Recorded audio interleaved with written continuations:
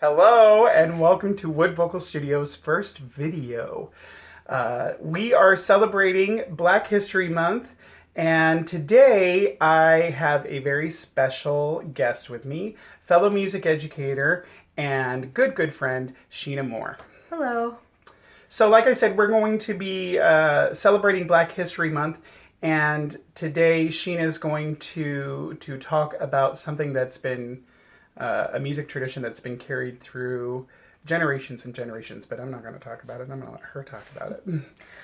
Okay, so I'm going to talk to you about spirituals, and I do want to preface this with I am not an expert. I have conducted choral pieces that were based on and arranged spirituals, and so I feel like it's important if you are going to perform these pieces that you have some sort of sense of what they're about and where they come from. So spirituals were an oral tradition in slaves in the United States. And these were songs of hope and survival. They were based on Bible stories, and these Bible stories were actually allegories. Very rarely, or if ever, did they actually represent the stories in the Bible. They were more about the people's personal desire for freedom either in this life or the next. So these songs were, like I said, oral traditions, which means that they were passed down by singing them to one another and not through written notation or anything like that. We do have some written accounts of these spirituals, but unfortunately those written accounts were written by white people. So it's coming from an outside perspective. While there's still, I'm sure, information in those accounts that's usable and accurate, anytime you approach a tradition from the outside, you're never going to fully understand the purpose of it and different facets of the music. So, these spirituals had really remained in the African American community until the Restoration period of the United States. So right after the Civil War, the Reconstruction period of the United States. So Civil War, then Reconstruction, where the North was basically going to fund the South and help them rebuild with a bit of a short leash to ensure the continued freedom of African Americans. Well, during this period, you do actually see some success in the African American community. You see a lot of stores and commerce happening in that community, and you also see improved education.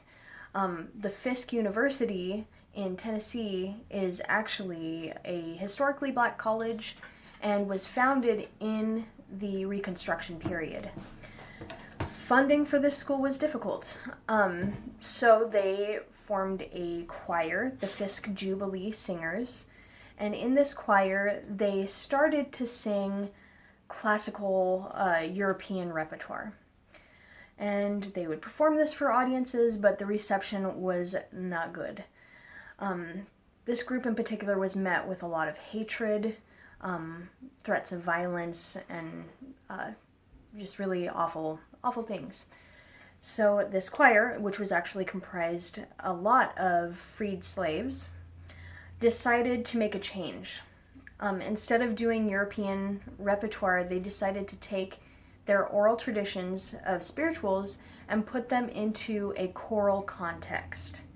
So these songs that were one-line songs, call and response, so I sing something, then you sing something in response, now have become arrangements for soprano, alto, tenor, and bass, which is a huge departure.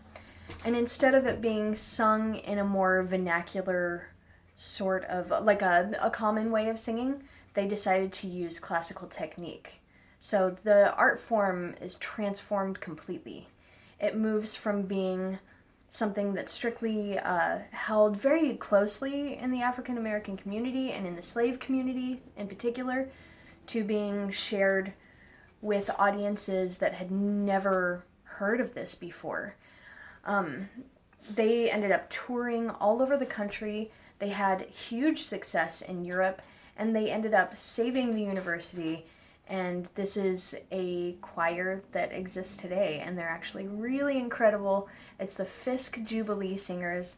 So if you have time and you feel inclined, you should definitely look up some of their performances. They're very, very talented people. I'm going to post them. Yes, do that. It really is incredible. And thank you so much for coming on today and talking about this. We were actually discussing this last night, and I just really, really enjoyed your telling of it. So I'm glad that you were able to join us today. Yeah. We will be putting out more content specifically for Black History Month. And I don't know, I mean, a lot of you know me. I probably won't stop past February. I'll probably keep this rolling because why should it only be 1 month? It's dumb. But that wasn't dumb. That was really smart. Thank you. All right. Have a great day, everybody. Bye.